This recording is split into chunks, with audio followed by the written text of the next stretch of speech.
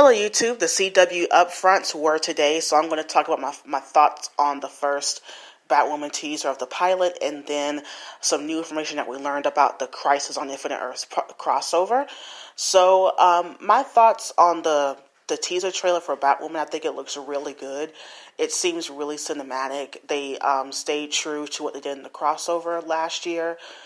You can tell they filmed some of it in Chicago and some of it in Vancouver, but it does blend very well. The city feels different than any of the other cities in the Arrowverse. It does feel darker, but it also feels campy with the character of Alice.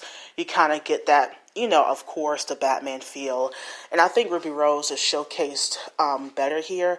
I liked what she did in the crossover, but we didn't get that much of her.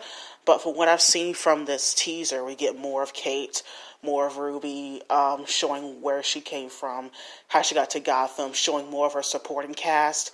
And I'm really interested in how these characters fit into her world.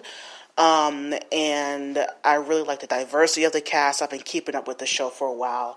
And the fight scenes look cool. The first kind of pseudo costume that she has on is a call to, I think, a previous, either Batgirl or Batwoman costume looks good on her. But ultimately, she is going to have her iconic long red hair, basically the costume that she wore in Elseworlds, that we've already seen her in. But I really loved how that it showcased the beginnings of her, and I'm going to assume that they're going to probably do a flash forward in the pilot, because this takes place before Elseworlds, because like I said, we're getting to her origin story. We're seeing her in the military. We're seeing her come back to Gotham after Bruce left. This is before she takes on the iconic Batwoman role. So it's going to be interesting to see how the pilot kind of paced this out to where she gets to the place to where she is in Elseworlds. So I really enjoy it. It's nice to have finally a show that stars a queer character, a lesbian character. It's her point of view. She's number one on the call sheet. She's the number one character. It's her story. And it just brings the whole Arrowverse universe up a notch. Of course, we have so many great queer characters in the Arrowverse, and they've stood on their own, and I found representation in all of them. And so many of us fans have, but it's great to finally have someone at the forefront where it's their story, and we're seeing it through their eyes, and they're not going to be sidelined. She's not going to be gone for a couple episodes. She's not going to be killed off. It's her story, and so I'm loving that. That the Arrowverse is taking a step forward, but also the CW is. And, whatever people say about the network, I know there have been problems, trust me, I know. But at least they continue to take a step forward, and not just with this show, but for other shows. But considering this one stars a very popular lesbian character in comics, and now bringing it to live action to be showcased to a wider audience is very, very important. So that was my thoughts on it. I think it looks really cool, and I think the costume was cool and everything else, so I can't wait for the pilot, and I can't wait to see more footage. Hopefully we get more at Comic-Con. So now to the crossover. We all know the crossover coming up as Crisis on Infinite Earths. Spoilers for Arrow and Flash. So on those finales, they already aired. The Monitor came on Arrow and got Oliver, and it was a very emotional scene with Oliver and Felicity, where he has to go with the Monitor, I guess, to round up heroes from the multiverse to fight against whatever impending doom is going to come.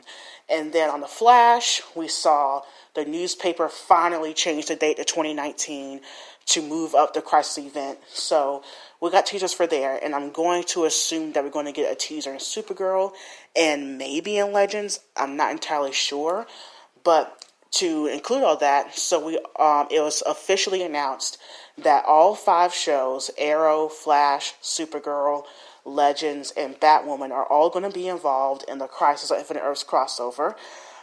So it's going to be basically, I'm going to guess, a 5-part crossover. Now they said 5 hours.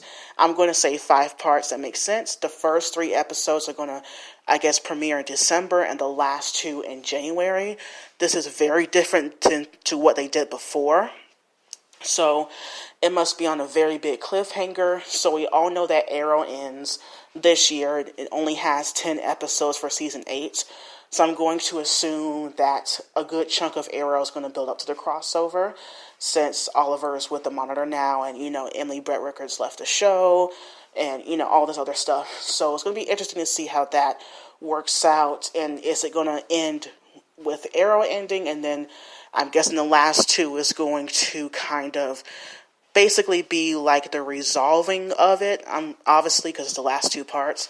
So that's going to be interesting on how they do that, because they never done that with a crossover. The crossover just happens all in one go, and then we're done for that year. But the fact that it's going to take, a big, cliffhanger, that's months, because usually the seasons end early December, and we don't get the shows back until like the first full week of January. That's quite a really big break in between the crossover.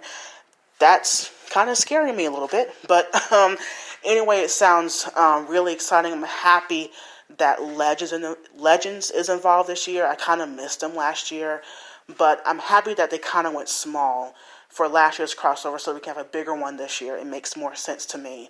And I'm kind of, I won't say gutted, but I kind of wish Black Lightning was involved, but I do understand they have their own style, their own show, and we have enough heroes to do this big crossover with, so it makes sense, considering this is the Arrowverse proper, and we're paying tribute to the show that's going to end soon, which is Arrow, and the character of Oliver Queen and everything that came with it. So that was confirmed today. So what do you guys think of the first Batwoman footage, and also what do you think of the Crisis on Infinite Earths information, and what are your theories on that? There's been so many theories on YouTube, obviously, and online, and opinions of certain things. So what are your thoughts? And leave them down in the comments below, and bye YouTube.